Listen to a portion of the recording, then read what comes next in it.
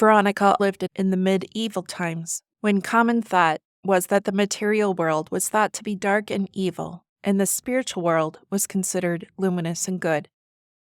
I left my cell with the thought of doing some penances. I heard an internal voice say to me, "Make the journey of the cross." And so I did. While I was making the processions with my big heavy cross going around the cloister, a certain application came over me, as if I was out of my senses with my mind entirely in God. It seemed to me that the Lord was giving me a little of the sentiment of His holy passion, in particular when He was going toward Calvary with that very heavy cross. One time, while in prayer, Jesus appeared to Veronica scourged. All covered in wounds and blood, He said, "I cannot find anyone who wants to be worth such a price." With that, Veronica immediately volunteered herself, and Jesus gave her a large cross that He was holding in His hand. Upon taking it, Veronica immediately fell to the ground.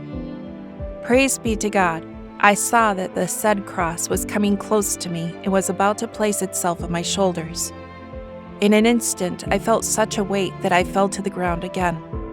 Just thinking about the cross and feeling the suffering it caused me made me perspire, freeze, and tremble, and it seemed to me that it was an ambassador of every torment.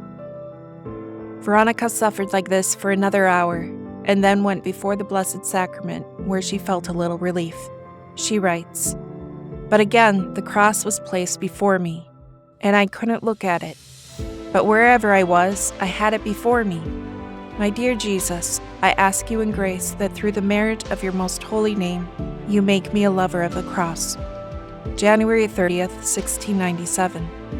I was in combat all night, and I felt every pain strongly. I spent 3 hours in darkness and with obfuscation on the mind, in which I was unable to make any sort of prayer. I had that agony of death with that ice and perspiration, and there was the sight of all those enormous sins. Oh God, what pain! I said, "My Lord, I present myself to desire all the torments and pains upon me, as long as you are no longer offended by anyone." She then went into the garden and scourged herself, asking for forgiveness for all sins committed.